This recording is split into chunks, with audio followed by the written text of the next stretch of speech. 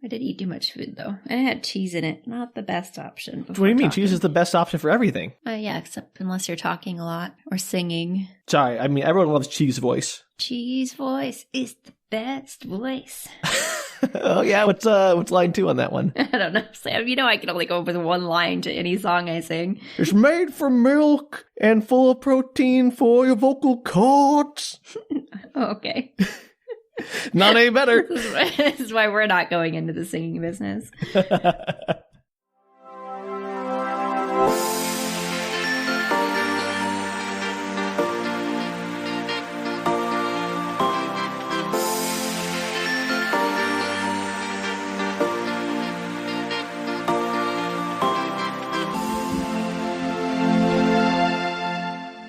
Hello, everybody, and welcome to Book Retorts. Woo! Woohoo! Yeah, the podcast where one of us explains a weird media piece to the other person who has no experience with it. That's me. Who are you? That's you. I am Danielle. I was getting there. I don't know who you are. Just this random voice that I'm hearing. Well, you know what? This is our first one in quite a long time, Sam. No, we did a lot of shorts. We had a holiday break. We did one last week. Yeah, but that was you, and I didn't have to lead it. Oh, okay. I'm sorry, Danielle. You're right. You're right. My mistake. You're absolutely right. This is my first one in a very long time. Also, I'm Sam, for anyone out there who might want to hear what my disembodied voice, who that belongs to. Nobody listens for you, Sam. That's not inaccurate, no. No, they do. I'm sure they do. I think our fans are split 50-50, for sure. All three of them. You always say stuff like that. We have plenty of fans. Everybody, we're super popular. You know what? Everyone out there, prove me wrong. Exactly, see? They don't know. Why do you tell them? I'm an honest sort, Danielle. Okay, Sam. Anyway.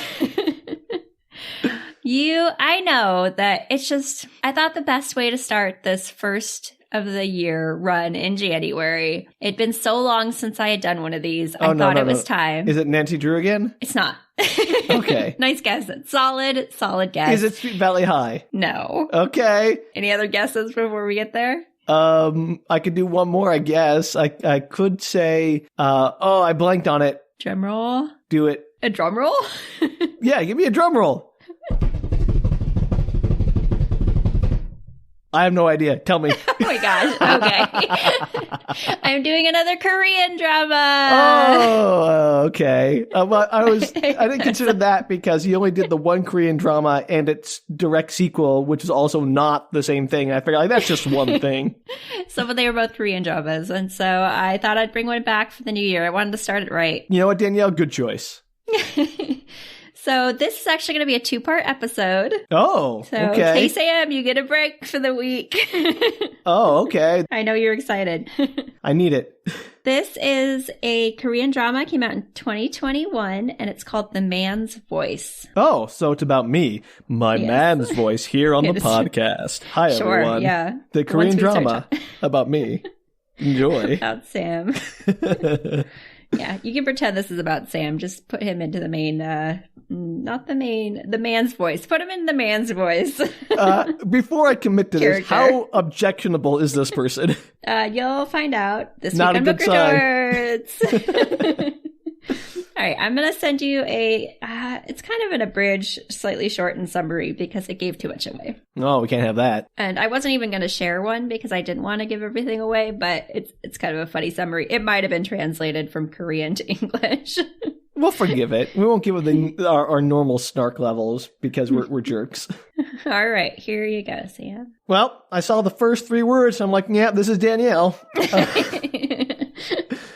Here we go. A fantasy rom-com about a convenience store part-timer who is searching for a full-time job, a handsome pilot, and his pet cat. So wait, is this person searching for all of those, or is the handsome pilot and his pet cat also what this is about? No, he's not. Well, at multiple times through the show, he may be searching for all of those, but no, that's not what he's searching for. I need these 3 things. I need a full-time job, I need a handsome pilot, and I need a pet cat. Come on. No. And the part-timer is a woman. I mean, why can't a woman search for those things, Danielle? Well, you just said he, so I was just clarifying. Okay, well, thank you, Danielle. I appreciate it. Well, I was just explaining for the plot line here. All right. So, let me continue then. This woman, I guess, doesn't need a handsome pilot or a pet cat. She's just looking for a job. She definitely needs a handsome pilot in her life.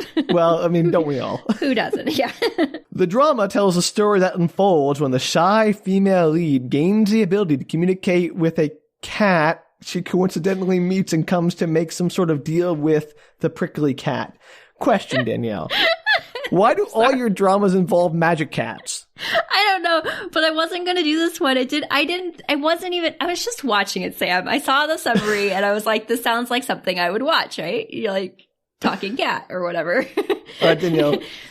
I think you have a trend here. I think everyone knows Well, it. I didn't mean to, though. So I was watching it, and I was like, it didn't seem that weird to begin with, but it got progressively stranger the more that I watched it. And then by the end of it, when I realized it was a shorter series, I was like, oh my gosh, I have to do this for the podcast. Well, I'm so glad. So I'm gonna ask you to tell me how to pronounce this person's name so I don't make a fool of myself. So they don't say the characters' names very often in this show, but his name's Tae Hwa. Okay, so I'm going to say Tae Hwa is the cat's owner and an airline co-pilot. Oh, not an actual pilot? Pfft. Please, co-pilots, don't be mad at me. They're real pilots, I know. I know, they totally are. He has a good background and handsome looks that would make anyone fall for him. I'm all ready. Due to his naturally sweet personality, Tae Hwa has often made women cry without meaning to. Oh no. The pet hotel he uses suddenly closes before his flight one day, so Tae Hwa ends up entrusting his pet with the woman. He doesn't have a name, I guess, in this summary. Doesn't have a name. Also, is this the same cat you learned to talk to, or is it like a different cat? And this guy's like, oh, I have a cat too. Sam. See how many cats are in this show. 17. I mean, there's a pet hotel involved. I hope there's remember that movie Hotel for Dogs? Vaguely. Okay, well, I want that for this Korean drama, but about cats. Do they all talk in Hotel for Dogs? I never actually watched it. Neither did I, I'll be honest. Sounds like something we should do on the podcast. Maybe, or wait, oh gosh, I don't, I'm sorry to tangent for a moment just here. This might be the same movie I'm thinking of, or it might not be, but the one where dogs and cats are actually like aliens. No, that's the other movie. That's Cat versus Dog, or whatever the heck that movie is called. Okay, well. From the 2000s. Yeah, I'm glad we both remember that weird movie, Danielle. I do remember that weird movie. I have a really specific memory of that weird movie. I don't know why. No, I have there's like one scene that has ingrained in my memory. I was like, when I saw it, I'm like, okay, this was a mistake to watch this movie. That's funny. I don't know why I remember it either. All right, well, I guess we can't do that for the podcast. I mean, you could. I don't remember the plot. I just remember that they were No, I think we should just leave that as like something we both vaguely know, which is good enough. All right. Unfortunately, as far as I know, this cat's not an alien, nor are the 16 others. What's the name of this Korean rom-com again? The Man's Voice. The Man's Voice. That's right. I completely forgot because there's nothing about a man's voice in that whole summary. No, it's a super weird title. I still don't understand it, and I've watched the whole thing. I got it. I figured it out, Danielle. I know what the man's voice is. It's the cat. I mean, I assume that must be what it is. All right. But Genius. We'll see. I don't even have to watch this thing. I got it nailed. You got it. You got the title. All right, lay it on me. Let's hear the man's voice. Meow. So the scene opens, Sam. There's a girl running through a rainstorm, her umbrella in hand, searching frantically, calling for Natsume. And she finally finds, after several minutes of running through the rain, a fluffy white-gray cat hiding. And it's a huge cat. It's a huge cat. Giant cat. It's a really fluffy cat. Is it wet and like scraggly looking from the rain? Because that's always funny. Yeah, a little bit. Yeah. Not like soaking wet, but definitely a little wet. So she picks him up and she starts to scold him. And then she's like, no, I'm sorry. I should be the one that's apologizing to you. And she picks him up. She's trying to run back home. And just as she, gets into the street, the wind picks up. This lightning strike comes from the sky, hits her. She glows. You can see her bones. Oh, so she's dead. I know. No, she's absolutely dead. I mean, this isn't a cartoon where, if your skeleton is illuminated by a lightning strike, that's probably fine. Yeah, totally exactly what happens live action. No, she's not. She is now Sam, she's ready for fine. consumption. She is, safe to eat temperature at this point. This show doesn't even, she doesn't even go to the doctors later. This show does not reflect on the fact that she got hit by lightning at all. They basically, do a Freaky Friday where lightning makes magic happen, or that really terrible movie, What Women Want? Yes. Okay. Where they magic, have no lingering side effects other than the one thing. Yeah. Where electricity doesn't hurt you or cause your heart to stop, but just gives you magic mental powers. 100%. Yes. Got it. Okay. Yep. You know what? It's movie law. It's canon. It's official. So her bones glow and she drops very dramatically slow motion to the ground with almost, when people faint in old-timey movies and they put their hand against their forehead. Oh, I've gotten the vipers. Get me my it's fainting a little bit couch. like that, but slow motion to the ground. I think Tennessee Williams would be a lot better if there's more slow motion in those. And talking cats. Obviously. Well, that cat on the hot tin roof should be talking. That would have solved a lot of problems in that story. Maybe. I don't know if it would. I don't think Stanley was the kind of guy who'd been like, oh, talking cats give me good advice. I will take it. Yeah, but think how good a story that would have been. But anyway, that's not what happens in this. Fans. I know, it's terrible. It's a great story all by itself. It doesn't need a talking cat, everybody. Anyway, go on. The cat runs off. She does found it, and then it runs off. The cat, she was holding the cat when she got struck by lightning, and the cat's like, that didn't affect me. Well, I don't know. Okay, so this story constantly does this. You have no idea what's actually going on. The cat may or may not have got electrocuted. I don't know, Sam, but the cat definitely jumped at the same time that the person got electrocuted, so maybe it did not. Maybe it was catapulted out of her hands. I don't know. This TV show's doing the opposite of that classic screenwriting book, Save the Cat, where it's like, your protagonist has to save the cat in the first act, so everyone identifies with them. And there's no, the protagonist is going to kill a cat, so we all hate them. Well, she did save the cat. She found it in the rain. Yes, she picked it up so they could all be struck by lightning. Yeah, but she didn't know she was going to get struck by lightning. She was just running around with a umbrella during a thunderstorm. Yeah, who could have predicted such an unfortunate event? There was sudden lightning, to be fair. It's not like it had been lightning previously. I'm sorry, I'm being too harsh on this nameless woman. Continue, please. Yeah, seriously, we gotta get past this scene. I don't know, Danielle. This scene has a lot going on. So the scene cuts. It's the end of the scene, Oh, Sam. we There's did it. nothing Hey, more to okay, talk about the podcast scene. over, everyone. We did it. Got through that scene. See you next week on Book Retorts. The scene cuts, and it goes either to the past or the future. Who knows? Those are two of the options. It could also be the present.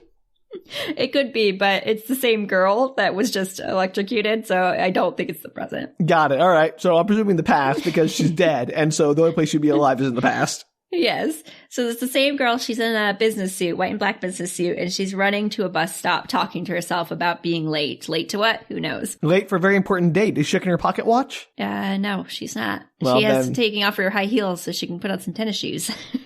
I mean, I'd like to see the White Rabbit do that too. So she has a name tag that's clipped onto her jacket. So she takes the name tag off, and the subtitles helpfully read admission ticket with her. I don't know, admission to what? Who knows? I don't read Korean. I'm sorry. Her name tag said admission ticket on it? It said no. It's according to the subtitles. That's what it said. On her name tag. On her name tag. It had a picture of her, and then it had a bunch of Korean writing, and it looked kind of like a job, like a pass. So her name is admission tickets, what we're concluding from this. Yeah, that's what I'm assuming, because they don't say her name for another 3 episodes. Okay, well, I'm going to just call her admission ticket from here on out. She has a name. We'll get there in a second, but I really did not find it out. I'm going to just call her AT for short. Yeah, AT. It's a great name. Steven Spielberg, make this movie, AT.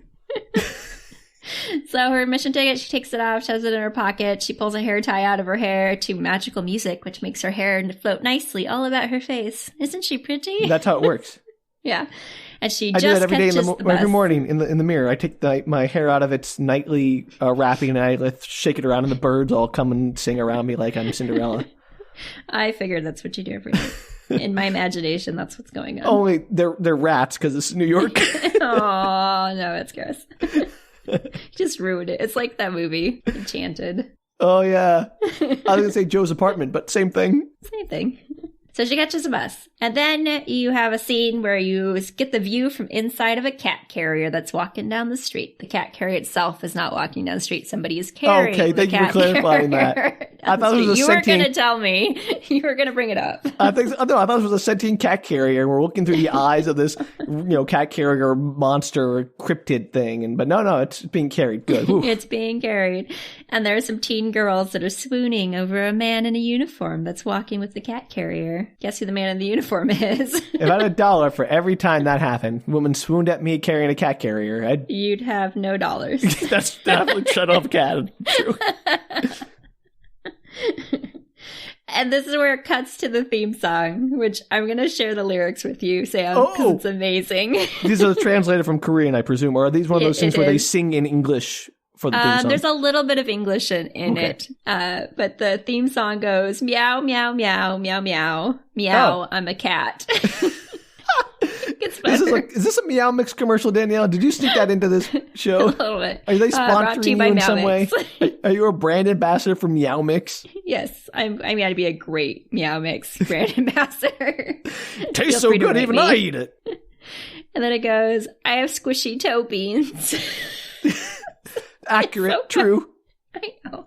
Meow, I'm adorable. I roll around on the floor, and then I go meow, and I'll steal your heart. Now, come pet me.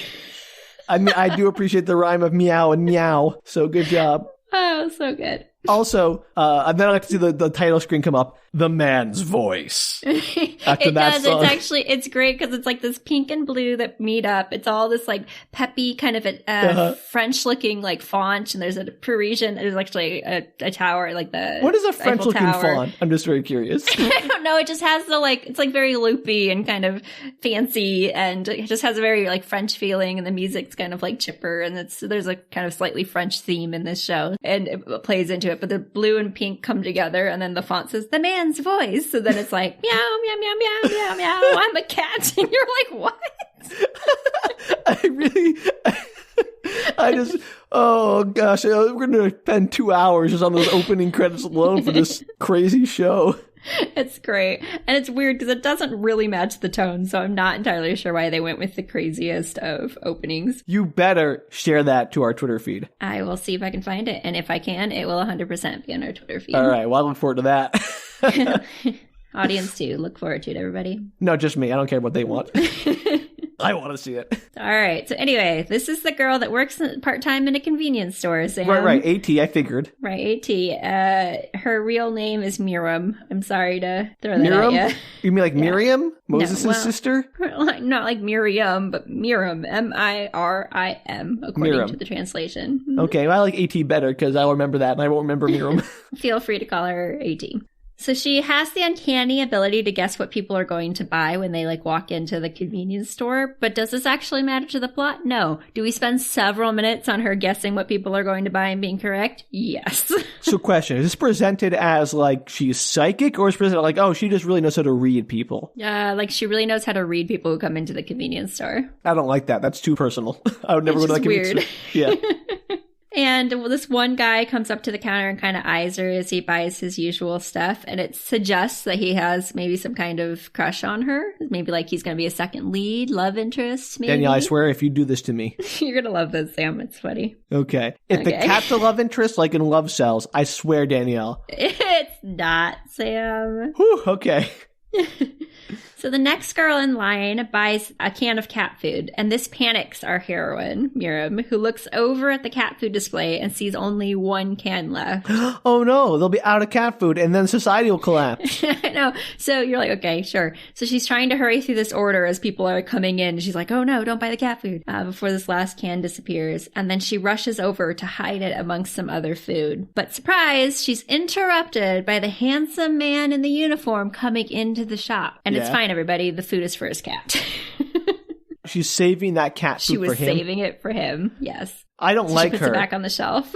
She is doing some kind of favoritism BS because she is liking this handsome guy. And he's the kind of guy who gets everything handed to him because he's got a pretty face and a cute cat. And no, I'm kidding. It's fine. Maybe he might. I mean, this story does not tell you a lot about these characters. Perhaps he does. He seems nice enough. I'm kidding. He is handsome. He's a pilot. He has a cute cat. What more could you possibly want? Speaking as someone who is none of those things. It doesn't have a cat. That's what I said. None of those things. None of them. When is our time? When are the meek, us, going to inherit the earth, Danielle? I don't know, Sam. Well, you've just depressed I don't know. Make a call into God, see what happens. Hello? Oh, meow, meow, meow, meow, meow, meow. I'm a cat. Got it. Maybe you should get a cat or become a pilot. I don't know. I don't know what to tell you. Speak Danielle, Korean. you became a pilot. Did that change your social status? Yeah, I'm super cool now. Didn't you know? Dang it, Danielle, you've got me there. You don't know my life, Sam. You say that every time I kind of do. You do. It's terrible. All right, so he's a pilot, obviously, which was clear with his uniform, which has wings on it, Sam. Yay! Love wings. Tell me, is it a wing pin or is it actually like cool wings that come out of his back? Because I would make my pilot if I had a... It's a wing pin. This is not the futuristic style of pilot. No, if I was running American Airlines or whatever, I would put like all the pilot uniforms. They'd have like little angel wings or whatever, a bird wing coming out of the back of their suits just for fun. Like it'd be very uncomfortable. Unfortunately, not. Maybe it's in his suit jacket that he has to put on. I don't know. All right. So she asks him where he's flying off to, and he's like, "Oh, I'm going to Paris." And she's like, "Oh my gosh, that's on my bucket list. I've always wanted to go." And he says, "Maybe we'll get lucky and meet there." And he is not hitting on her, Sam. He just genuinely says it out loud. Yeah, but like if he was in on her, he'd be like, maybe I can make that happen, as opposed to, maybe we'll just bump into each other in Paris sometime. Like randomly, even though you're working at a convenience store and clearly probably don't have the money to travel to Paris. He's clearly brushing her off, and I love it. But he's not really in the story. He's not brushing her off. He's not hitting on her. He's just saying it like it's a normal thing to say to somebody, and it is not. Well, I don't know what to expect as normal in this universe, Danielle. So far, my entire understanding of this universe is lightning doesn't hurt you. It does not. And cats sing about their toe beans, so. Yes. I mean, I think they would. Wouldn't you if you had toe beans? I totally would. I'd make such a good cat.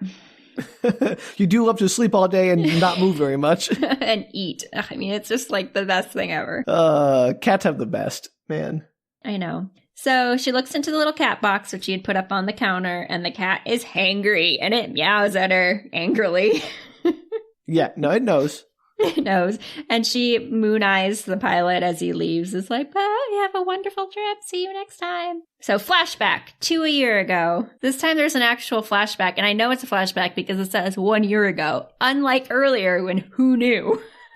I'm glad they established that it's 1 year earlier from the convenience store scene, which is at some nebulous time relative to the opening of the show.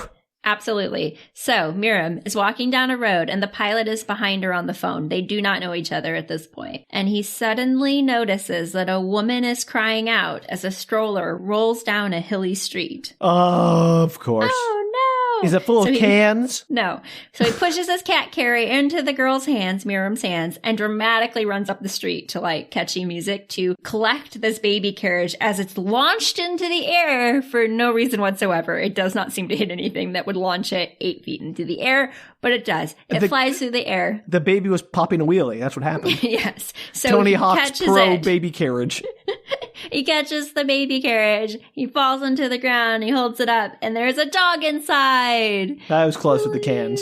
Yeah, a little white puppy, and he holds it up, and he's like, "You're so cute. I'm so glad I caught you." And he's like, the dog's all like, to be honest, so Danielle, I would have rather catch a puppy than a baby. Yes. And everybody claps and is excited about it. And she's like, "Oh my gosh, that was the most amazing thing I've ever seen. I'm so in love with him." Why was she walking with him? She wasn't walking with him. She just happened to be on the sidewalk as he was walking by. I wasn't sure if they were like, if there was some like, okay. I wasn't sure if there was a reason or just happenstance. Got it. I did say at the beginning, they did not know each other at the time. All right. Well, I didn't know like what you meant by know each other. Like, okay, like they have never met at this point in time.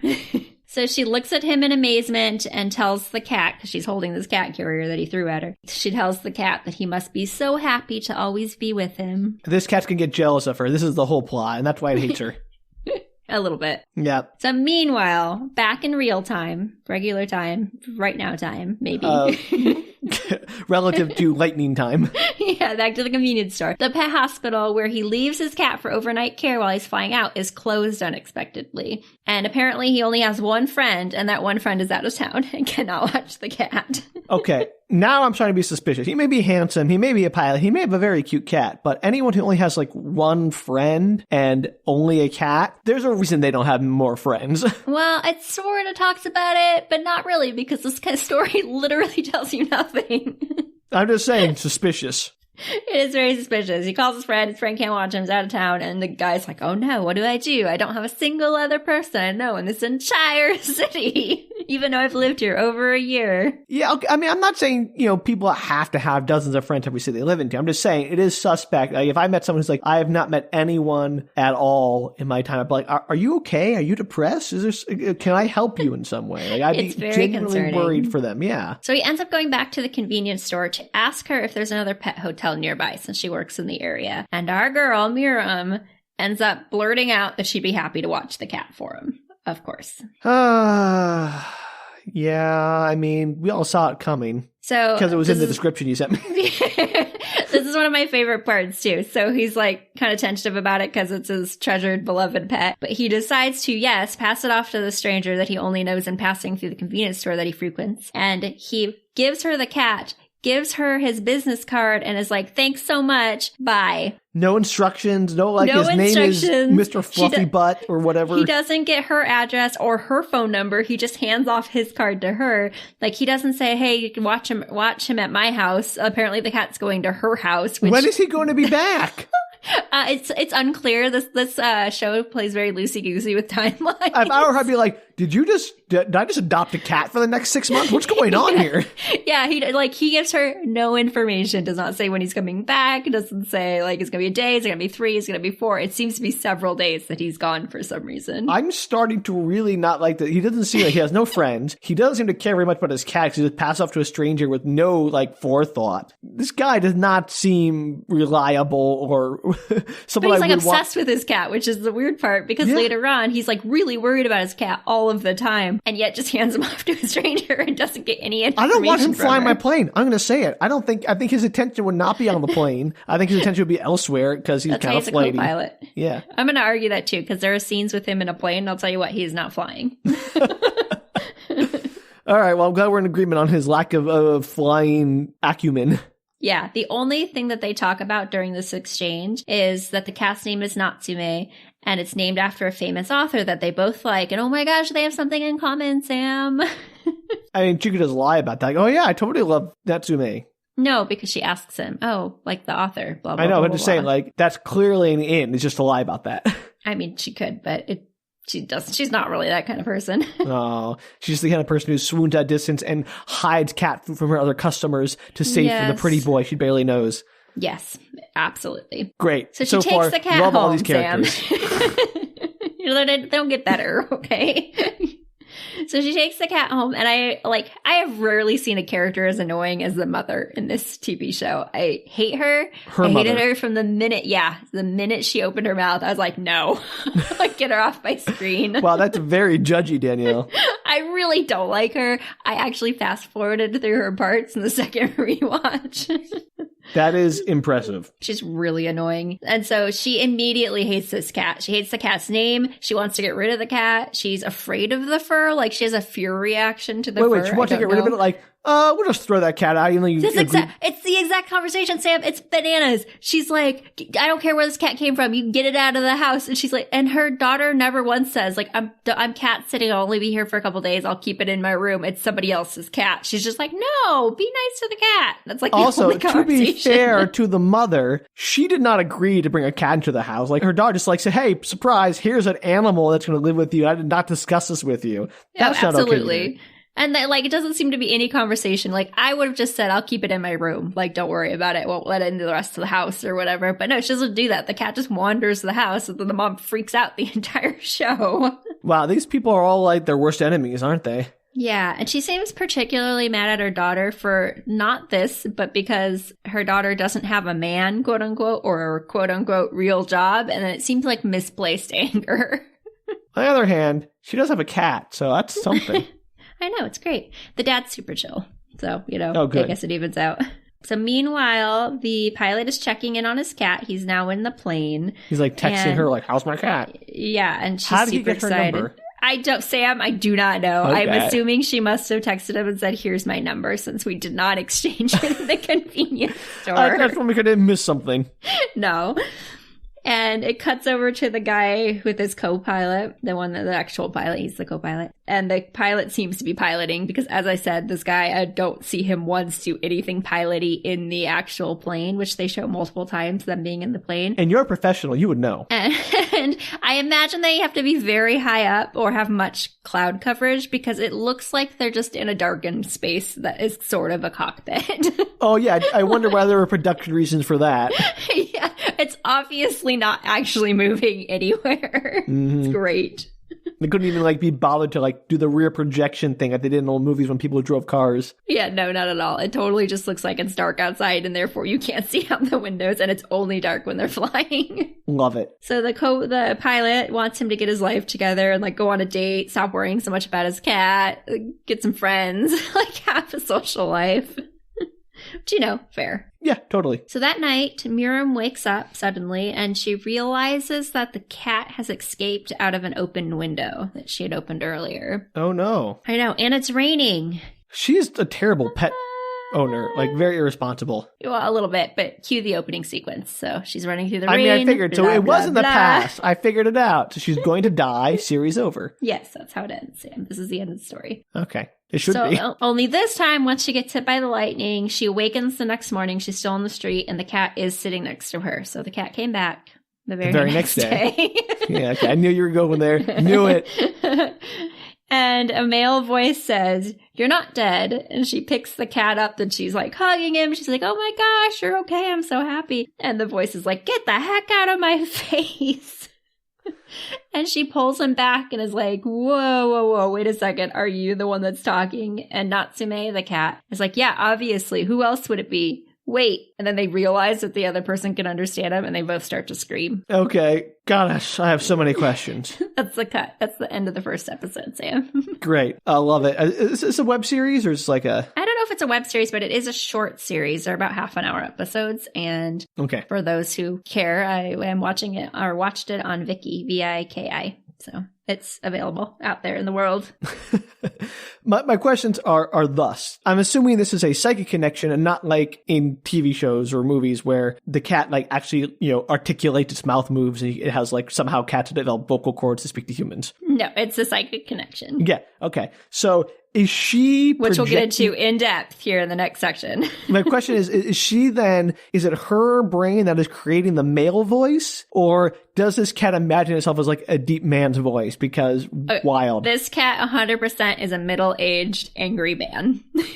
Perfect. Okay, great. I just want to establish where that voice is coming from.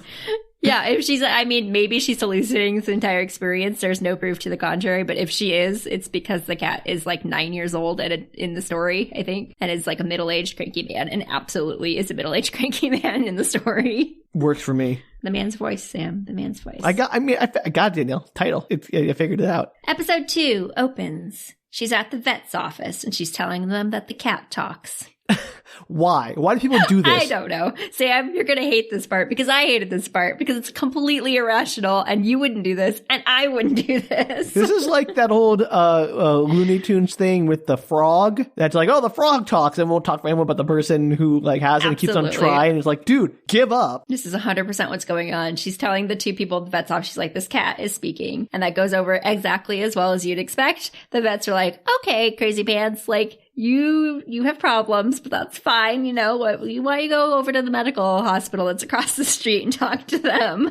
Yeah, that'd be my first step too. And Miriam explains to them that he doesn't just understand speech, but he can also read your mind as well. That's way creepier. I mean... Is it? It gets creepy. I do not want a cat or anything else reading my mind. That's terribly invasive. I don't even want to read my own mind often enough. It gets worse because the cat can't just read Miriam's mind. He can also read everybody's mind. Anybody's mind. Oh, no. This is going to make me so paranoid about all cats ever. No.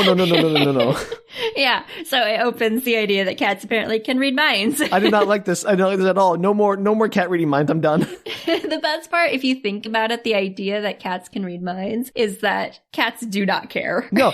Well, I mean, there was that like study. I don't know how good it was, but at least it made the rounds in media about how there was a study that cats recognize their name but just choose not to respond to them. It's 100% this story. I actually enjoyed this almost. I didn't think it was as funny as it was the first time through. The second time through, I realized how much of the writing is so cat-like that I was like funnier to listen to when I was writing it down. I was like, oh my gosh, this is exactly what cats do and think. Great. So she tries to convince people she's talking to a cat, and that does not go well, I assume. It does not. And the cat thinks it's really funny. Like, he's just cracking up. He's like, this is not going to work out for you. Because look, if you're being outsmarted by a cat, you got to reevaluate your life choices. This entire story is just her being outsmarted by a cat. It's impressive, actually. It's like a Tom and Jerry cartoon. Wild. But vice versa. So she then does go to the doctor's office, I assume, across the way, and tells them the same thing. I was struck by lightning. You might want to take a look at that, eh? Yeah, she doesn't. I don't think she tells him that she was struck by lightning. Why? Maybe it's a cut scene, like, because it kind of goes into the, like, in the middle of all these scenes, it drops you into them. But she seems to just be saying, no, really, the cat talks. I can understand the cat. The cat can understand me. No. Right. So the doctor thinks she's having some kind of delusional, breakdown. So now she's half convinced she's just hallucinating and she's trying to ignore him. But as I said, this cat is a middle-aged cranky dude. And as they're waiting for the bus to come up, he decides that her nickname is Ugly. So he just starts calling her Ugly. Oh, that's just mean and not very creative. Mean. He's not very nice. So he repeats it dozens of times trying to get her attention. He's like, Ugly, Ugly, Ugly, Ugly, until she breaks down and she's like yelling at him. Yeah, and all of the bus passengers are like frightened by her. So she finally makes it home and she immediately decides to tell her family about the cat. Okay, first off, that's going to go about as well as it does the doctor's office. Because and the vet. But I don't know if I was this cat, right? And I realized I was literally at the mercy of this giant, compared to me, animal that could end me or turn me out in the street. I wouldn't be so caustic or cruel to them when they held my life literally in their hands. This is great because this jumps ahead just a tiny little bit because multiple things happen where she easily could get the upper hand. As you just said, she's in charge. In real life, she's in charge of this cat. This cat has like no control over anything going on in his life. You want to be mean? You're not getting fed tonight. Exactly. And she never plays that card. And I do not understand it because he's such a jerk. And I like immediately would have been like, okay, then you're going back to the pet hotel. Suck it up, Buttercup. Oh, you're going to stay in your crate all night or whatever. Yeah, like there's so many ways to make this cat have a terrible experience with you. And no, like she just does everything he says. This insane. Is a terrible power dynamic. I feel like almost bad for her now that she has no self-esteem to stick up for herself. It's kind of crazy. It's perplexing. This is one of the things that bugged me the first time I watched it was like, wait, why would she do any of these things with a cat? It's just a cat. Like it can't like ruin you financially. It can't talk to the man. So I could be like, oh, she mistreated me or whatever. Yeah, you think the cat would be glad somebody understands it. Wild. Crazy. So she's about to tell her parents about that. She's like, do you trust me? Like trying to talk herself into telling them. And the cat's like, oh, I'm sure this is going to go over well. Yeah, go ahead. Tell your mom and dad. Yeah, you listen to the cat for once, lady. Yeah, he thinks it's funny. And she finally ends up chickening out just as her mom gets more and more dramatic over what she's about to reveal because there's this huge build up to it. And she's like, I'm never pregnant. mind. And yeah, the cat's the father. All these things. So she ends up taking Natsume to her room and the cat asks her what kind of life she's lived so far that nobody believes her. A very normal life. No offense to anyone out here, especially you, Danielle, but if you came up to me and said, hey, I can talk to cats now, I would not immediately believe you. That's totally fair. I thought it was a funny line, though. And then he tells her that she should accept that she has problems and try to better herself because that's how you improve yourself. I mean, solid advice, not gonna lie. And then he's like, I'm hungry, and I should be well taken care of. I'm starving. Get me some food. And that's when I say, be nice or no. Yeah, no, so he's super bossy, and she finally explodes, and she's like, you're a psychopath in the body of a cat, and she throws him outside the room. Okay, so that's, score one for AT. It doesn't last long. So she throws him outside the room, and immediately the pilot calls, and she hides the phone under her pillow until it stops ringing. Because apparently the reject call button is too confusing. Yeah, like, and he texts her telling him to call when she's not busy. And she finally picks up her phone and she's going through several text replies trying to figure out how to tell him that she can't take care of his cat. Like, oh, your cat needs to go to the hospital. No, there's something wrong with me. There's something wrong with your cat. There's like all these things. So we flash to the pilot, who now assumedly is in Paris, which is really just a park with some blonde people in it. I mean, yeah, that's Paris. You've been there. Yeah, it gives it a very real Parisian feeling. Blonde people, some grass, a tree, maybe a bench. That's basically all there is to Paris. Yep, that's about it. I didn't even see a bench, though maybe there was one in there. Oh, well, that's not Paris then. They gotta have the bench. Flashback to a cat's view of a woman looking into a box. And it's a baby Natsume. And he's so cute, little tiny fluff ball. And the girl rushes out and Danielle.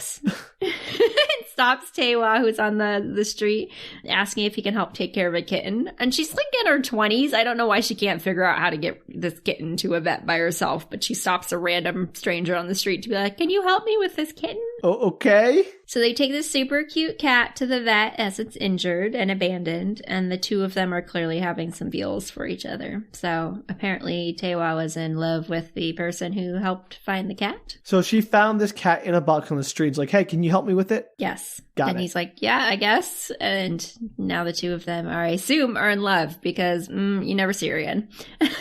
I guess it was a whirlwind romance that ended in Paris. It's referenced. It's a very odd story. Okay. So meanwhile, Natsume is having the time of his life. So the dad is sharing some dried snacks with him while the mom is freaking out in the background. She's using packing tape to like clean up all the fur and yelling about it. I mean, I guess, sure.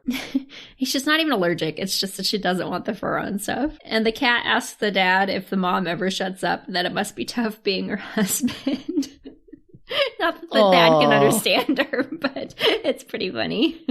He's also demanding real food and fish, and finally gets super upset that he won't get like real food. He doesn't want the snacks, and he huffs off. So that's fun. Oh yeah, because like, this one girl can understand me. I'm doing so well with her. Maybe the dad can't too. He knows that he can't understand him. He's just like, all you humans are the same. Nobody will give me real fish. And just to take a moment here, Danielle, and I think we've had this conversation before in the Starlight Barking and other animal-centric episodes, where the concept of animals having like human-level intelligence is horrifying for society on many levels. It is. Do we ever learn if it's just this cat that seems to have like a freak, or is it all animals? Okay, so there's only one other scene with animals in the future, and there's like 3 other cats involved. They all speak to that cat, which maybe assumes that they could speak if somebody could understand them. Okay, well, this is clearly a dystopian nightmare. And they're all psychic. I hate it. Nope. Yeah, it's implied that maybe they all can have full conversations, at least with each other. What a horror show, Danielle. What a horror show you brought to me.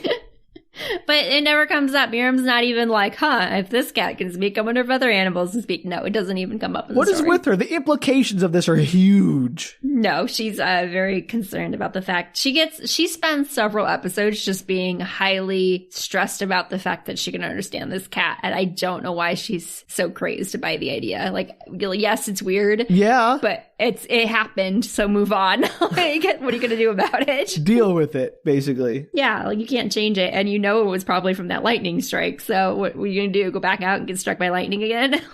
I mean, apparently it doesn't hurt, so might as well. Maybe it feels good. And also you think that if you could suddenly talk to one cat, you might be deeply concerned that you could talk to other animals. I would go around talking to other animals. You got to try them out, right? Yeah. Yeah. Yeah, of course. So Miriam has finally called the pilot back and has decided to tell him that something's come up in her personal life, so she has to drop the cat off at the hotel. Which is totally fine. Like, he knows the hotel. Which is fine. And I don't understand why that wasn't even the problem solving in the beginning. It was like, okay, could you watch him for the day? And tomorrow when the pet hotel is probably open again, could you take him to the pet hotel? Like, that would have been the best problem solving. And I'll give you 200 yen or whatever for your trouble. Yeah, I'll give you money. Oh, no, it's not yen in Korea. I feel bad about that. Not. Sorry. No, you take it back. It's okay. That's what editing's for. I'm ignorant. I don't watch Korean dramas. I don't know what the currency is. No. So yeah, he obviously paid her for something because it's referenced later in the show, but she does end up spending a bunch of her own money, and I don't understand why. No, crazy. So she packs up everything, and when Natsume demands that she open the bedroom door and let him back in because she should treat him better because he's an expensive breed and deserves the best. She could just say, figure it out yourself, dum-dum. And she's like, you're nothing but a cat. Shut up. And he asks her if she's not heard of the Persian Empire because he is a Persian cat and was cherished by King Darius himself, and his breed still carries on. He deserves appreciation and attention since he is supported by royalty. Oh boy, there's some real flawed logic there, especially given the history of Persia. Yes, but he runs with it. He's like, you should be honored that such a noble breed is staying with you. Which I feel like is straight up cat. Like, that's exactly what cat would that think. is very cat. I mean, good thing he didn't come from, like, Egypt, because oof. It's great. So she tells him she'll show him how much she appreciates him, and the next scene is the cat being carted off in his carrier to the hotel. Perfect. End of the show. Done. It is. And the camera work on the cat's gold because the cat is wide-eyed and obviously given like some peanut butter or something because it's spazzing out. Like it keeps opening its mouth and like its eyes are wide and it's licking and it's like, what is this? And it's yelling at her like, get me out of here. See, at this point, I realize if I were the cat, I'd be like, well, clearly I got to be nicer. You would think so. So he gives her the sob story. He's like, I can't go back to the hotel. Everybody there's so mean to me. They don't understand me. I have no friends. They're all mean to you and you're mean to me. So lonely. So maybe if you want people to be nice to you, you should be nice to them. Yeah, exactly. That's not the lesson learned in this story. And there's this really long... Clearly the lesson is cats are monsters and creepy and they read your thoughts and cannot be trusted. Which I feel like is true to life. So, there's that. So there's this really long, pitiful cat meow, and it was funny because my cat was sleeping next to me, and when the cat meow happened on the TV, she jerked open with her eyes and was like, "What is that noise? Is there another cat here? I must kill it." It was funny. So there's a voice of her mom as this cat's whining and telling her a pitiful story about being so lonely at the pet hotel. There's a voiceover of her mom telling her that it makes sense that nobody would hire her. She's basically like pathetic and a loner, and it kind of parallels the story that this cat's supposedly telling her. What a good mom. I know, she's a terrible mother. I hate her. Oh, I hate her. So she looks swayed for a minute. You can tell that she's getting conned by this story, and she finally looks into the crate, and she's like, "Okay, I won't take you back." And then there's this pause, and she starts to laugh, and she goes, "Is that what you wanted me to say? I can act too. Ha!" Wow, they're both terrible. Like, no! Great. So meanwhile, Tae Hwa's takeaway from the conversation where she said, "I have something personal going on, and I need to take your cat to the hotel," is that she is having huge issues with the cat, and it's the cat's fault that he has to go back to the hotel, and so he's deeply worried about this experience. I don't know, Sam. It doesn't make any sense. Why is that your first conclusion? I don't know. But that's what he runs with. He's even telling his co-pilot about it. Like, he's like, I'm worried. There's a big problem with the cat. And I was like, no, she said something was going on in her life. Maybe the woman you dumped your cat on actually has other stuff in her life and can't take care of a cat. Well, yeah, crazy. I don't know why his thought was, oh my gosh, the cat's being a holy terror, which it is, but that's not the point. Maybe he knows the cat. And I don't know why he's that concerned about it anyways, because the cat's just going to the pet hotel where he always goes. So it's like no harm, no foul, who cares? Right. Yeah, no, this is where he's going to take it there anyway, so why is he freaking out? Worried about it. I don't know. So she's taking him to the pet hotel, and she ends up getting called into work suddenly. And so while she's in the store, she puts the cat carrier up behind her and is going to take him after work. And Natsume keeps talking and is like trying to get her attention. She's ignoring him. She's doing the humming noise thing, trying to get him out of her head because she can't unhear him. Right, of course. And this super odd guy comes into the store, and he's clearly being a little lascivious, and he asks for help finding something in an aisle, and Natsume suddenly gets worried. He's like, don't go over there. He's got bad intentions. He's got a bad vibe. Don't like him. Don't do it. And so why is the cat helping her all of a sudden? I think okay, Sam, this story does not ever explain the emotional state of the cat. Okay.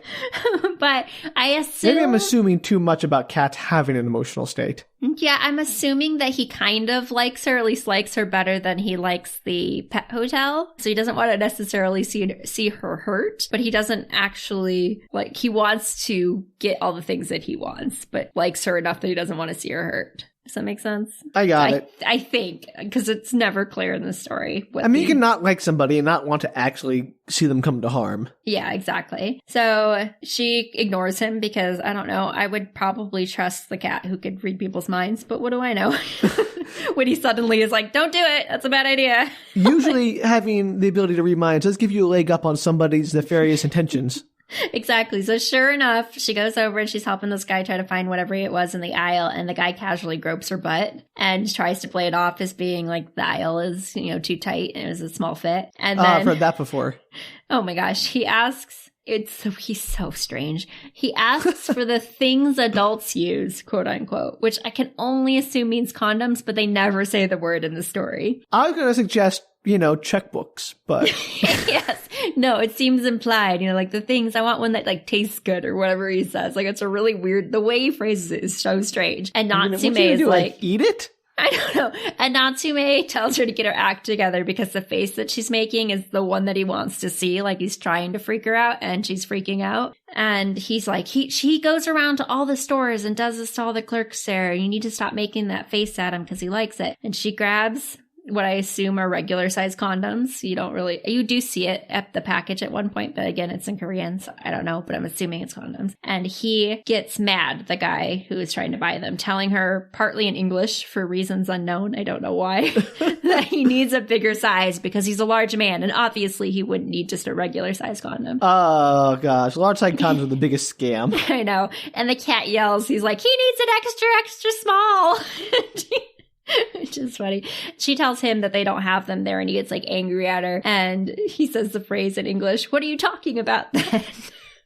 I don't know why he keeps throwing English phrases in. And she loses it and starts yelling at him about how she knows he does this at all the stores and she doesn't have to take this from him. And he gets angry at her and he tries to get past the counter to get at her. It's one of those flip counters so you can open and close. So he's like pulling at the counter and trying to get at Miram. And she falls backwards as he kind of pounces forward on her. And she knocks the cat carrier open, which allows Natsume to escape. And he explodes from the carrier and jumps on the guy, knocking him over. And he runs off into the street. What kind of cat carrier is that easy to open? I don't know. It was one of those push button ones. So it's like I think she hits it pretty hard. So I think I don't think in real life it would have opened, but you're like, okay, sure, it opened. Okay, great. You believe the scene. So Natsume like turns and looks at her with this like slow cat blink. And he's like, I told you so. He's like, I only did that so you'll be mine. Which is a send up of basically any Korean rom-com. That's so creepy. I know, it's funny. And then he laughs hysterically. He thinks it's hysterical. And then says, all that work made me hungry. I'm going to need some food. High protein, low fat.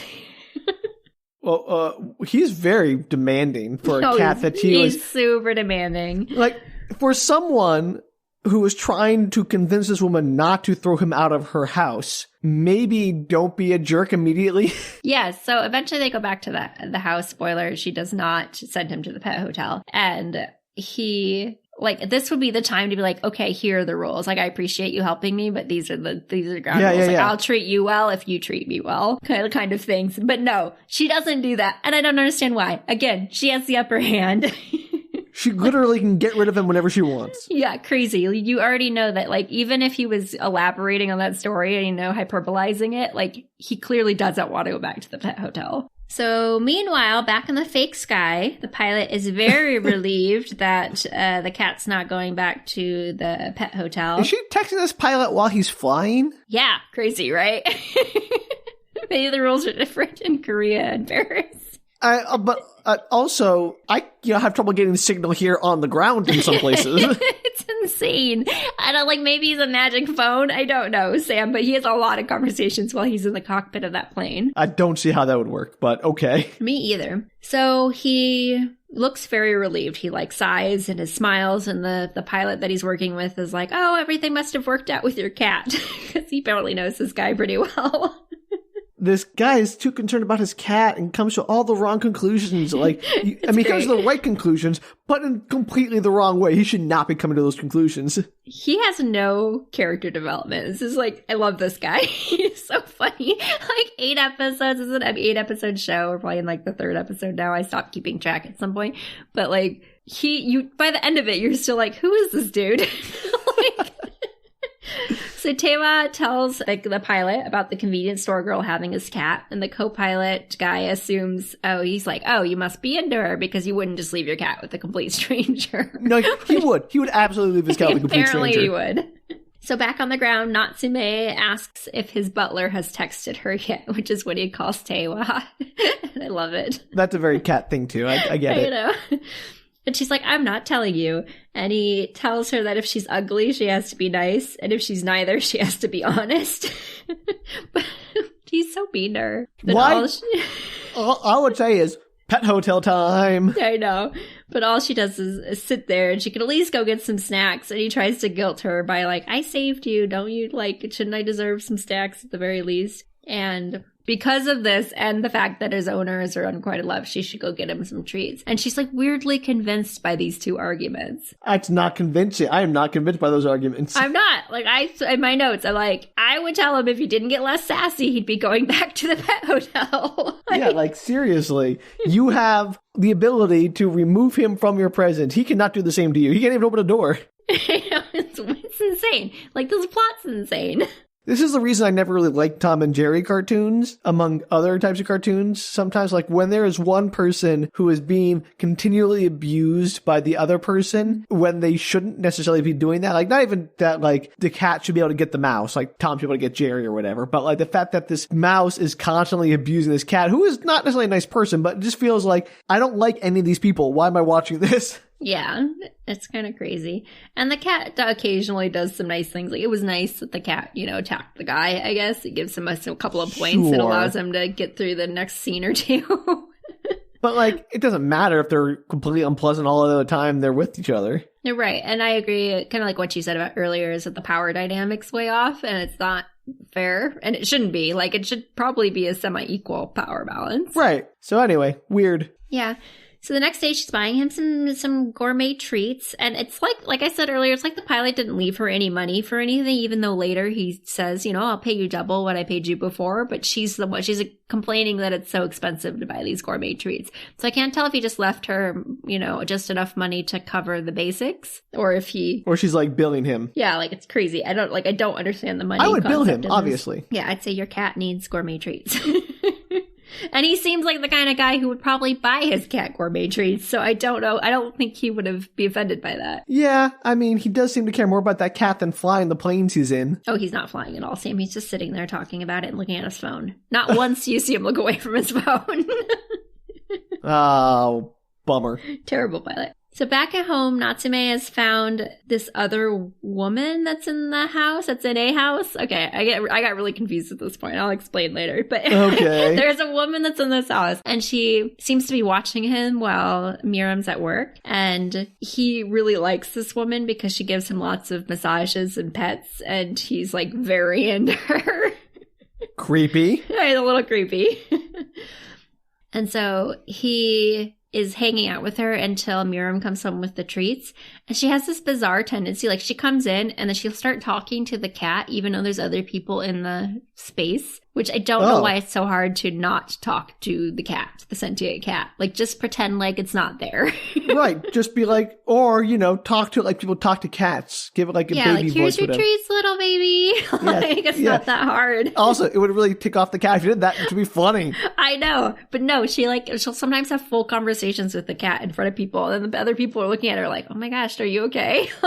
No, that's just like rookie mistake. Yeah. And so he's complaining. She opens the can of cat food that she bought and he's complaining. He's like, this is why you're single, because you won't buy me more cat treats. You're not very generous. I don't see the relationship between cat treats and getting a date, but I'm not a cat, so what do I know? Being obnoxious. And so she decides, I do not understand this woman. She decides to tell this friend of hers that she can talk to cats. Why does she keep doing that? It doesn't work anytime. Sam, I don't know. She tries to tell everybody in her life that she can talk to this animal, and I don't understand why. I don't think I would tell a single person. I mean, I wouldn't until I had like some kind of understanding of the phenomenon or a way to prove it. Right. Okay. So she decides that she's going to prove it to this woman. So I don't know this woman's name. I'm sorry. Like, I don't know if it ever comes up in the story. Her friend thinks that she's losing her mind and is very concerned about her. And Miriam's like, no, I can prove it. Like, and she does the mind reading trick. Like, think of a number and the cat will tell me the number and I'll tell you what the number is you're thinking of. because he can read your mind. Okay. And Natsume plays along and is like, yeah, she's thinking of the number 3. He's giving her the wrong numbers, obviously. Yeah, so Miram guesses it, and her friend is like, no, I was thinking of the number 1. And Natsume is like, oh, oops, I was sidetracked. Sorry, totally got, waylaid. And then she's like, okay, well, think of a word then. Think of a word. And the friend is thinking of something, and the cat's like, rice. He goes, oh, no, it's rice bowl. So she says rice bowl, and the woman looks at her like she's crazy. And the cat's like, no, it's you're ugly. Miram freaks out, yelling at the cat. And he laughs and tells her, like, we talked about this earlier. It's a secret. I'm not going to tell other people that I can talk to you. That's crazy. Why did she think he would play along with this? I don't know. So, and she's like screaming at him. He just blinks at her, and the friend's kind of scared for her. And it's like, okay, yep, you can talk to the cat, honey. Let's go get some food in you. Like, you clearly need some nourishment. Your brain's going wonky. Pulls her away from everything. This woman is confounding. It's wild. So the next day or later, who knows, she's back at the convenience store. How long was this pilot out of town? I don't know, Sam. It's like years. Years. So you remember that dude from the beginning who eyed her? And I said maybe it's a romantic interest because he's like clearly a little moon-eyed at her. Did he show up? Yeah, so he shows up. And he asks her out as he's checking out and getting his stuff that he ordered. And as she's about to say yes, like she's like, oh my gosh, somebody's asking me out. And she's about to say yes, the pilot ends up walking back into the store. And I've never seen anybody get denied so fast in my entire life. She's like, nope, I'm super busy tonight and forever. Bye. Oh no, I felt bad for him. I know, he disappears. She's like, the worst. Okay, bye. She's terrible. I do not like her. It's really funny though. Because you're like, oh, it's a second lead. Oh, no, it's not. I mean, I'm glad it's not a love triangle, but she's also a terrible person. A little bit. And he comes in and he's like, oh, where's Natsume? And I'm like, why would he be at the convenience store? Pilot It's dude. A cat. Why? Why'd you bring your cat? Like, there's gotta be I mean, I know we have bodega cats and stuff out here, but why? It seems like it'd be a sanitary issue. No, and like every time she's been at the convenience store, he's always been in his crate. She hasn't let him out. Okay, that's good. Yeah, and she tells him he's home with her sister because apparently that other girl that was in the house is her sister, which I did not figure out at all because I had not seen her with family. So I just thought it was a random solved, person in the Danielle. house. He's got to put 2 and 2 together. Clearly, you just weren't paying attention. I wasn't, because there was even a scene earlier, like when she runs out to find the cat in the storm. There's a scene where that same person like walks past the bedroom looking all sleepy and is like, I wonder where she went, and then goes back to bed, which apparently she's not concerned about the fact that her sister's missing at 2 a.m. or something. She's an adult. Maybe she's not having a fling. And I did not connect to the fact that, that must be somebody who's related to her. I can't really blame the show on this one, Danielle. It's on you. It was wild. So he wants to know if Natsume gave her a hard time, but she's like, yes. Oh no, he was totally fine. It was just a personal matter. I had a cold, she says, because like apparently you can't take care of a cat when you have a cold. You don't want to get the cat sick, I guess. Yeah, colds do make it very hard to take care of cats. And then he offers, he's like, let me buy you a drink, basically, to like, to thank you for helping out. And then he slow motion drinks what I assume is a coffee, which he's like, drink with me. It's weird that I'm the only one drinking. She's like, oh, I can't drink due to it being work hours. I think it's just a coffee because later he says, like that coffee that we had at your shop. So he buys her a drink by buying her like not later, but like now, let me get you a drink here in the place where you're working. Or yeah, like during your break or that something. That doesn't make any sense. It's so weird. When you say, like, let me buy you a drink, and be like, let's go later when we can actually like, have a conversation and you're not working. I know, but no, and I thought it was like an alcoholic beverage that maybe he had bought her, and I was like, that's kind of weird. She's on working hours, but it turns out it's just a coffee, and then she can't drink it anyway. And I'm wondering if that's a Korean thing or if it's just this weird freaking show thing. Boy. I don't understand why he's inviting her to a drink during work hours. That's like the worst. No. I think it might have just been more of like, oh, you're going on break. Let me get you, I'm going to buy you a drink. Okay. But then she doesn't drink it. So why did she say yes to the drink? And why can't she drink the canned coffee? I don't know. These are all mysteries, Danielle, that I cannot solve. I know. It's crazy. So meanwhile, back at the house, the sister friend person is playing toy on a stick with Natsume and babbling about how they used to call Miram Goblin. It's a play on her name. And Natsume is getting really annoyed that she's being so chatty while he's trying to focus on attacking the toy. I never really thought that cats would get annoyed by, but like, I think they would love like the toy stuff, but what do I know? Oh, he loves the toy. He doesn't like that she's not focusing on the toy play so that it's like, He's like, this is a very important endeavor and you're not putting your full effort into it. Oh, okay, well, that makes sense. That tracks. That's what he's mad at. He's like, come on, you have to take this seriously. And Miriam arrives home and he's delighted. He's like, Goblin, you're home. Come swing this toy for me. And she picks him up and she's like, okay, we have to brush you like right now. You need to look presentable. And he's like, no, why? I hate that goblin. Don't make me. I'm perfect just as I am now. I mean, cats do think that. Again, I can't find fault with the cat logic. I know. That's why this show was funnier on second watch when I wrote down all the cat lines. Because I was like, oh, yeah. Yeah. This is exactly what a cat's like. The cat annoyed me in the first run. And then when I wrote them all down, I was like, oh no, this is a cat. They had it.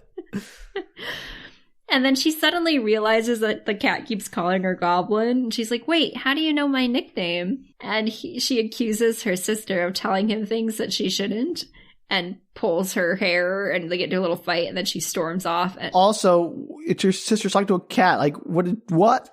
So, yeah, but the sister told... I know, I get that, but like, no one to be like, how dare you tell a cat my nickname? Like, right. Something... And so they get into the fight, and then she storms off, and the sister is like super perplexed about how she knew that she told the cat in the first place, which is funny because she just told you that she could understand the cat. I know you wouldn't necessarily believe that, but that is pretty convincing evidence. It's something. I'd be like, maybe she can talk to the cat. But also be like, who cares? It's a cat. I don't care. I can tell the cat anything.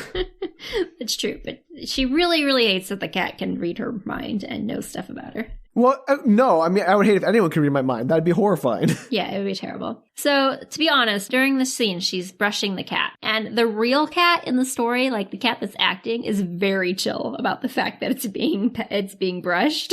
Yeah, cats don't mind necessarily being brushed. No, and she's like, she grasped his head. She's got like his whole head in her hand and she's just brushing him. The cat's like, I love being brushed. You can tell in real life the cat's into it. But the voice of the guy is like, I hate this. Stop it. That's not terribly cat-like. He's trying to talk her into being his permanent sitter instead of going back to the pet hotel. And she's like, no, I don't ever want to see you again. What's in it for her? Yeah. Yeah, and he tells her he'll tell her how to win Tae Hwa's heart if she watches him. Like, I'll give you intel on my owner. If you're a good pet sitter. Oh, this is so creepy. I don't like it. I know. And so she's kind of like contemplating this. And on her way to dropping off Natsume with Tae Hwa, she debates on whether or not she should tell him that she can talk to his cat. Don't again. tell him! When has this ever gone well for you? Like, stop telling people you can talk to the cat. It never ever ends well. It's bizarre. It's like 5 different people she's trying to tell this to. Does she not understand like cause and effect? Or like nobody can talk to a cat. So telling people you can talk to a cat is bananas. Do not do it. No, it's the worst idea. So she's waiting for him in the lobby of his apartment building and she tells Natsume, she's like, you cannot bother me. You cannot talk when Tae Hwa is around. Like if you screw this up for me, I swear to God, I will never pet sit you ever. And he starts singing loudly off key, but stops immediately when Tae Hwa appears. Good. I'm glad she finally asserted her dominance. So she's like, cool, here's your cat. Bye. And because she's very awkward, and he's like, oh, no, come in for some tea. Like, you didn't get to drink your coffee earlier. Like, come on out. And she's surprised, but she's like very excited. Like, oh my gosh, the person I have a crush on wants me to come up to his apartment. Oh, please tell me his apartment's just like a total pigsty. No, it's great. It's beautiful. He's never home, Sam. The cat. Yeah, that'd be funnier. It would be. But the cat in this weird about turn is like, yeah, you should come in. And I was like, what? He hates her. Like, I don't understand the cat's emotions in this. I mean, if he wants her to babysit him more, like instead of going to the pet hotel, then obviously he should be thinking about ingratiating. Like that makes sense to me. It kind of does, except that he goes back and forth. So like one minute he's kind of like nice to her, or I mean not nice, but just like, apathetic or kind enough to her.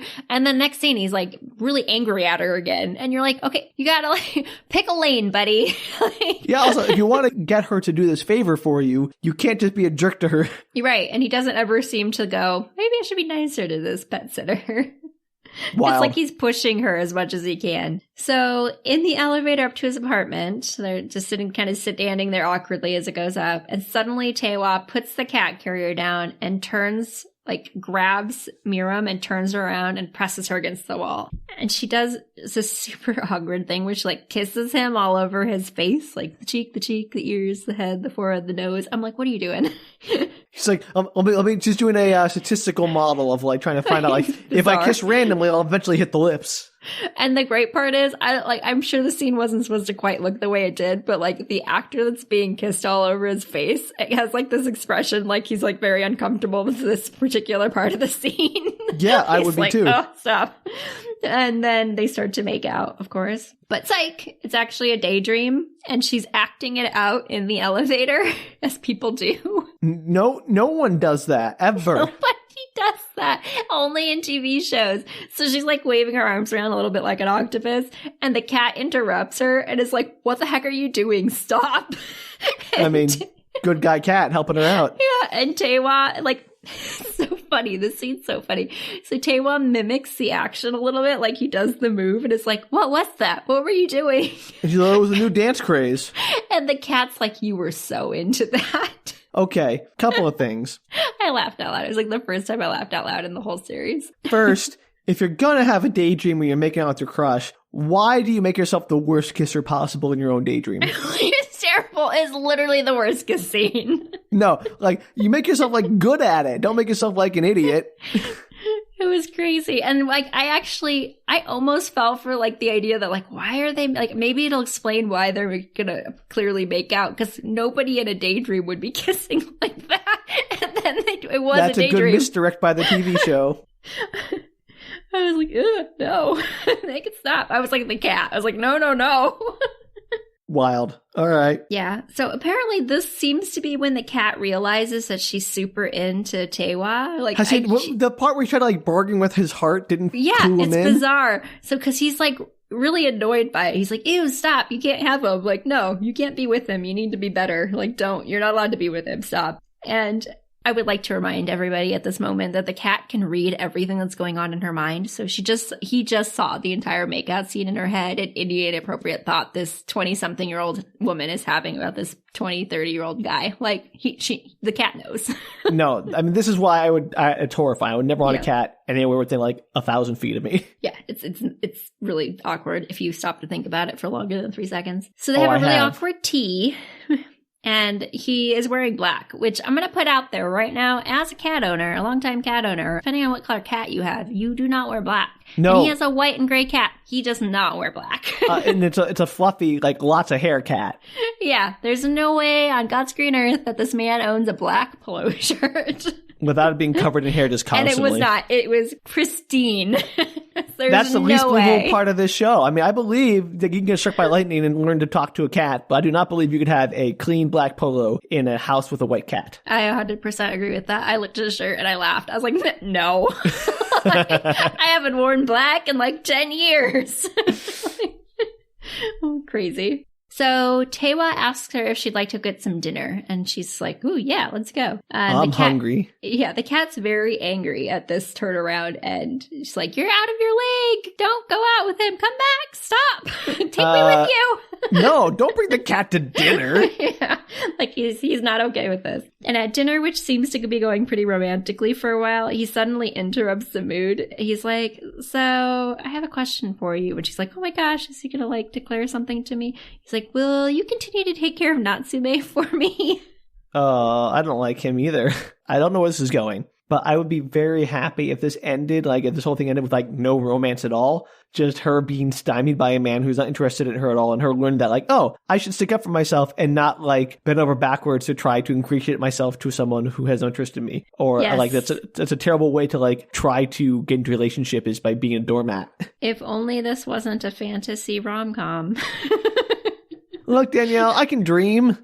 You can dream. Who knows where this is going? Because I mean, I can dream. I can also kiss people in terrible ways. This part 1 is wrapping up shortly, and let me tell you, this I did the first. I think it was the first 4 episodes of this 8-episode show, and it gets weird by episode 5. I can't wait to hear how that happens. Yeah, but I mean next week. But it's getting weirder right about now. It's starting to gear up. Uh-oh.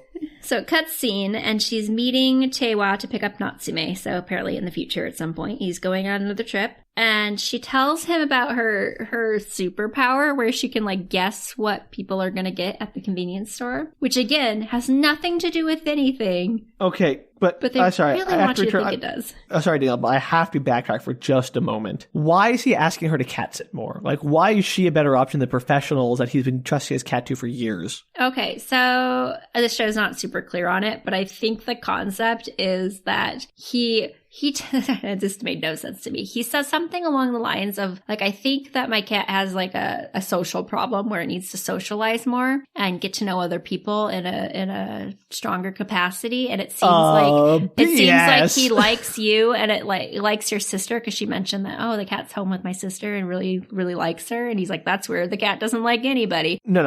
I'm conjuring against. I've never met a cat who's my first. I was like, that cat needs to be more social or wants to be more social. Yeah, well, that's what the guy says. And she's like, yeah, your cat does need to be socialized. He has some serious issues. I mean, be that as it may, I've never met a cat like, yes, I need more social interaction. That's what I want. I want more people to bother me. Right. And so I think he just wants like one more one-on-one attention, but also this idea that he seems to belong with this little family and seems to, according to him, Natsume seems to like Miram more than he likes other people. So I don't know what he does around other people. Yeah. Does he like pee on them? Because that's the only thing that's worse.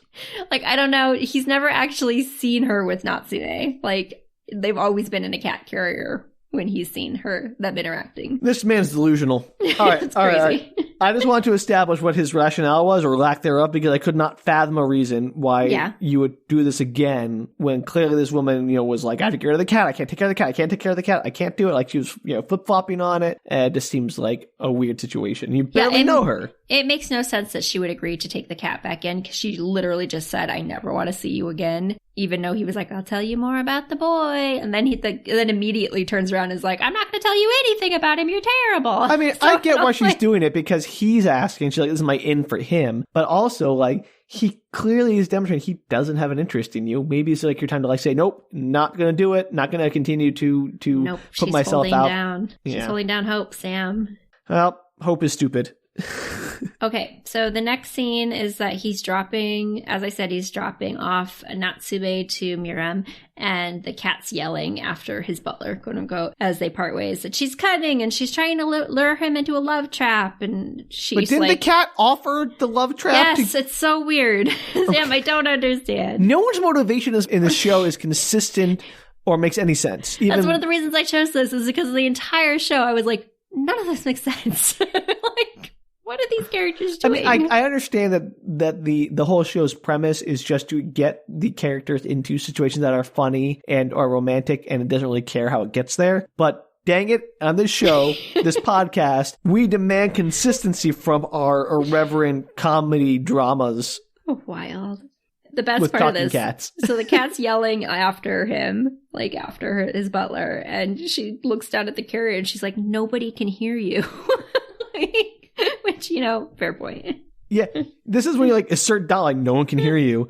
You're all mine now. You better behave. I wish she had turned around. I wish she had a 180 and been like seriously, dude, this is what's going to happen and we're going to work this out. But she does not. It gets worse. Yay. So Tae Hwa meets up with a friend, I guess maybe the friend that was out of town previously, who's super impressed that he's allowed his cat to be sat by somebody, even more astounding that the cat seems not to hate her, which again, there's no proof to the contrary. No, they don't have, they never spent any time with the cat and her in a neutral environment. It's crazy. His friend tells him that he goes through so much hassle because of this cat. He's like, you know what? You really go through way too much hassle for this cat. And I very deeply felt that in my bones as a human being. For those of you who are unaware, Danielle has a history of cats with complicated medical needs. It's a thing. Not on purpose either. No, but they always seem to find you, Danielle. I know. It's because I love cats. That's the reason. They know. They can feel it. They're like, okay, she'll put up with me and spend too much money. So his friend then suggests that he uses his cat as a replacement for a partner. Like, that's what he does. He dates his cat instead of a woman. Yeah, that's why he doesn't have an active social life, is because he's just constantly around his cat. Which, yeah, I'd agree. I'm thinking, yeah, he has one friend. and trusts the convenience store lady to cat sit for him. I did agree with you that the one friend and it was a red flag. It's crazy. And you could have one friend and like multiple social networks, like one good friend. That's totally fine. But he seems to have absolutely no social networks except for this one I don't person. mean you need to have like, a bunch of BFFs. I'm just saying like if you have just one person that you interact with socially, I mean, I guess I shouldn't be too judgy about that, but it just seems like it's outside the norm. Let me just put it that way. Well, it doesn't seem like he has any acquaintances either, like other people that he knows. Like he didn't even know the convenience store girl's name, and he's in there all the time, and she wears a name tag. Like he's in there every week. He buys I'm not saying like them. There's a wrong way to live or whatever, but I am saying that in this context of this show, which is clearly about the social interactions of people, if someone is that antisocial, it does throw up some like alarm bells for this particular romance. And I think that they're trying to explain this by he's only lived there like a little over a year, so I think they're like, okay, well, he's kind of new to the area, so he only has this one friend, but he also has like a job and a life and like I assume he could have hobbies. Like I mean, maybe his like pilot friend is like his acquaintance because they seem to chat when they're flying. And he definitely, like, the pilot friend at one point is like, hey, I know somebody, you should date them. Like, he's trying to be like, kind of, let's go on a, like a double date kind of thing. Like, he's trying to pull him in, and the guy's like, no, I'm okay. I've got to go home to my cat, essentially. Like, he uses his cat as his excuse to not socialize. So he definitely is like a bit of an introvert, I think. So Miriam takes Natsume on a walk to this is actually really cute. She takes him on a walk to the fish market in one of those see-through backpacks, the hard-shelled see-through backpacks. And she has him like buckled to the front, so the cat's sitting kind of where her stomach is, and she's like walking him around. He's like a baby Bjorn and for he's a cat. like very excited about all the food. It's very cute. The cat inside, the real cat, is like, oh my gosh, there's so many smells and things. Like the cat. I mean, that's true to life, yeah. Yeah, it was very cute. And she is doing this in return to learning more about Tae Hwa's tastes. So this cat seems to be playing both sides. Like, yeah, I'll tell you more about Tae Hwa. Also, do not date him. I mean, if I were her, I'd be like, you can't do that. Either you're going to help me date him, or you're not. And if you're not, then I'm not going to help you. Yeah, it's like she doesn't pay attention to all the random things that he yells when he's angry and just takes whatever he tells her directly as verbatim. I would wonder, I'd be very curious with production of the show if, like, the guy who voiced the cat, like, they clearly shot all the cat stuff and had her react to the cat before they did the ADR for the cat lines, right? So I wonder if he was just, like, improvising insults to her just all the time and, like, that weren't scripted. And they're just like, no, we'll keep it in there. Maybe. I was thinking at one point while I was watching this show, I'm like, she's just acting to a cat. Like, she's just having a full conversation with something that doesn't understand her. So I'm really curious if, like, the guy just, like, went off and decided to do his own kind of thing when recording the cat lines. It's quite possible because there's a lot of pretty funny lines on there. And so, like I said, she was taking him through the fish market in return to learning more about Tae Hwa's tastes. And they get back to the house, and he's like, fine, let me tell you about the things that he likes. And it's not you. And then, like, it cuts the scene, and she's walking down the street, and she's wearing, like, this tulle top. It's like a hot pink, I don't know, it's a monstrosity, and a hot purple puffy mini skirt and knee-high boots. Why does she trust this cat? Anything he says. Sam, when I saw her in this outfit, I was like, why would you think the cat's not screwing with you? You've heard the cat say that he doesn't want you two together. He's mean to you 2/3 of the time. Like, why would you think this is true? Just completely irrational. Right. And she's met the pilot multiple times. Like, I don't know why she would think, yes, this is what he's into. This calm, low-key, chill man is into this insanity. The loudest fashions from the 80s and 90s. Wild. So she's like strutting down the street full of confidence, and she shows up at his door with the cat, no carrier. For some reason, she's just holding the cat in her Getting hands. hair everywhere. And she's like, I'm here. And he's like, oh, no, hard pass, whatever you're doing. Like, I'm not into it. And the cat's over there, like, trying to talk her into it. It's kind of a funny but very cringy scene. The cat's like, no, like, play it up. He's totally into it, I can tell. Like, he's just having a ball. She does not learn. No, she's so dumb. And he's like, yeah, do that thing we talked about with, like, the pouty lips. Show me your moves. And she tries to be all sexy, and it's so bad. And it's like, genuinely, I wanted to fast forward through the scene because I have those cringe attacks when I watch terrible things on Your TV. secondhand anxiety and oh embarrassment gosh, is it was strong. bad. And she's super embarrassed when she kind of realizes that she's been played, and she's going Oh, home. you figured it out, did you? But the cute thing is that Tae Hwa that night is reading, and he kind of has like, you can see that he has this little flashback to her trying to be all sexy at the door, and he kind of like smiles and is like, oh, well, she's super unique. I mean, I have to give her credit for that. He's like, finds it endearing that she's just trying. A little bit. And the cat's like, dude, seriously? What? What? Like, how did that not work? Ha ha, it backfired on the cat. I know, it's funny. So that night, Natsume is watching him sleep, creepily like a cat stalker, which they do. Yeah, good thing. You mean a cat, right? Yes.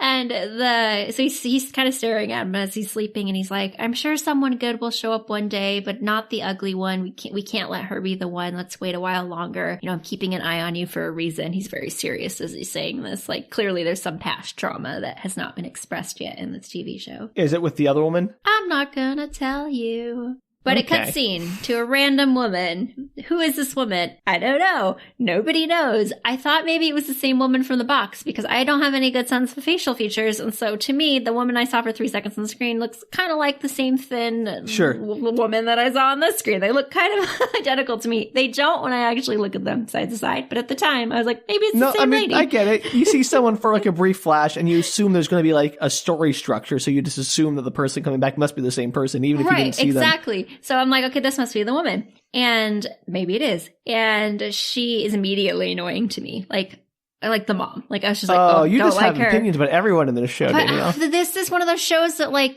it's true to, like, as soon as you see the person, you know what they're going to be like. Like, it's not trying to be, like, subtle on this show. So the reason why I thought maybe this is, like, the same woman fit the box is because she's back from the States and she's decided, like, has some kind of past history with Tae Hwa. And I'm like, okay, well, maybe it's the lady with the cat box. And that's why he hasn't had, a relationship is because she left and he's, forlorn. Pining or whatever. Yeah, he's looked at a picture a couple of times that has, like, him and this other woman in it. So I was like, okay, this is probably her. And she's decided she's going after Tae Hwa, which I guess, like I said, she has some past relationship with him. But she says to this friend that she's speaking with that they broke up because of the cat. And she so this wants is not the one the cat's waiting for. So I don't know the answer to this. So she broke up because of the cat, and she wants revenge on the cat. Wait, what? I swear to God, that's what she says. I know I interrupted you there, but good delivery. He wants revenge on the cat. And the screen splits between the woman looking pleased with her decision to revenge on the cat and Miriam in her tulle top, hot pink top. And that's where it splits. And them, like, one looking super pleased and one looking super embarrassed about her crazy outfit. And what will happen? We'll find out next week on Book Retorts. I can't just let it end there without saying something about the cat revenge fantasy, because wild. If anyone should be embarrassed, it should be the woman saying she wants to take revenge on the cat for breaking up her and her I boyfriend. laughed out loud, like genuinely, and she's not saying it in a funny way. She's like, this cat broke up our relationship. I'm taking revenge on this cat. I was like, what? The cat doesn't know? Like, it does. I mean, but the cat does know that. We know the cat knows. But she doesn't know the cat knows. Like, who cares?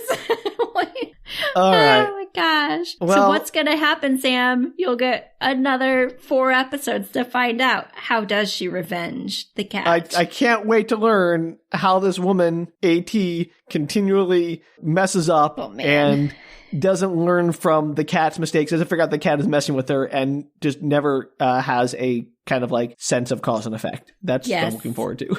And the best part of this is absolutely this slightly evil woman, or at least the annoying woman, is that she's a wild card. She's like Black Horse. The stuff that she does is bananas.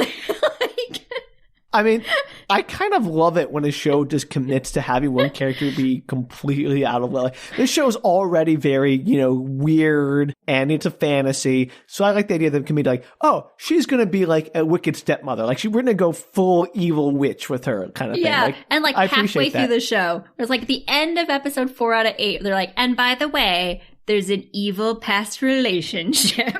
I'm kind of digging that. Like, I like the fact that they, like, here we established the show. It's about this cat and this woman. It's going to be about their conflict and everything. Oh, psych. Here's this crazy bag of nonsense coming your way. And she's crazy. Like, from the get-go, the decisions she makes in life, I was, like, blown away. So that's something to look forward to on the next episode, everybody. Oh, man. Well, Danielle, that is quite the introduction to our first Korean drama of the year. Thank you so much. You're welcome. I'm glad I could bring another cat drama into our lives. I am on tenterhooks for house. I mean, I don't really care that much about the relationship. I'm really, the only reason I'm looking forward to next time is to learn more about the crazy woman and her cat revenge plans, because that's what's got me hooked. I don't care at all if AT and Tae Hwa end up together or not, because who cares? But crazy cat revenge lady, sign me up. Yeah, it's pretty spectacular. I was actually, my notes were getting kind of long, and I was like, I'm going to have to end this soon. But, like, why isn't the revenge lady back? Like, where does she come into this show? Why is it so late? Because I could not find her. And it finally was at the end of episode 4, and I was like, holy cow, people. Like, great. So late in the show. I see no flaw. I have no notes. This is a perfect turnaround. I love it. Everything about it is perfect. Something to look forward to next week, everybody. Well, in the meantime, if anyone out there wants to tell us how would they prove to their friend they could talk to a cat psychically who was being ornery, I was going to say to know. The cat can't be on board. Yeah, an ornery, non-cooperative, because it's a cat. It's never going to be on board. That's true. Yeah. How would you, or would you just keep it a secret to your grave and live a sad and lonely life with your cat talking to it? I don't know. Why is it automatically sad and lonely? You could have a great life and just happen to be able to talk to your cat as well. Yeah, but that's not a fun decision to make. Sure. If your decision is have a great life or, try to convince people you can talk to a cat, I don't know what the answer is going to be for that question. Poor cat. Yeah. If you have any ideas or how AT here could prove her cat talking skills, you can write to us at bookretorts.com. You can also tweet, Instagram, or Facebook us at bookretorts. And if you want to support our show and maybe get a few little bonus nuggets that are coming back in the new year, you can do so. Bonus nuggets! Little nuggets of bookery nuggets. Bonus book bonuses. I like bookery nuggets. Bookery nuggets. That's what we're going to name the next one. I apologize in advance, everyone, for that. But if you want some of those delicious bookery nuggets, you can dip them in ketchup or honey mustard. I'm not going to judge. Or just honey. Oh, yeah, just honey. Either way, if you want to be like that. I do want to be like that. Yeah, I know you do, Danielle. You are basic. Chicken and honey. Bookery nuggets and honey. Delicious. Oh, it makes the pages sticky. Gosh. Anyway, continue on, Sam. You can do all of that and just hear more of that kind of stuff over at patreon.com/bookretorts. That's going to convince them. I know. I'm sorry. I'm not doing a really good job here bringing the big dollars. Come on. We need a few whales out there to support us. Let's go. You can do it. Who doesn't want a good bookery nugget? Oh, well, join us next time to learn more about cat revenge. Dun dun dun! Meow meow meow! Meow meow meow! There you go, yeah. Love my toe beans. Bye. Bye, everybody. Take care.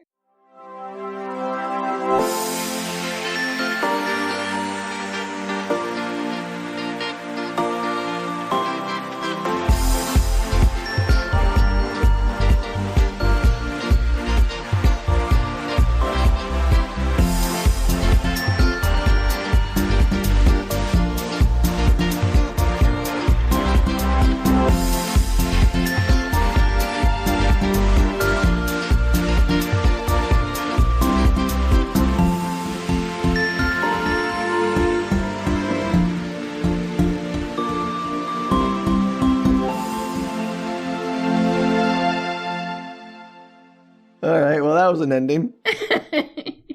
A roller coastered and exploded. I got toe beans back in there at some point. Such a good song. Can you repeat the lyrics? I don't remember what they were. Something about meow meow toe beans. The lyrics? Yeah. What was like? How's it actually go? I'm just really curious. I don't remember the tune. I should know, but I fast forward through a lot of it after I listened to it a few times. Well, just give me your best rendition. I don't know, Sam, because you're going to put it on our podcast. Curses! Foiled again. But I will read you the lyrics. That's okay. I don't actually care. I was just trying to get you to do They have it. squishy toe beans.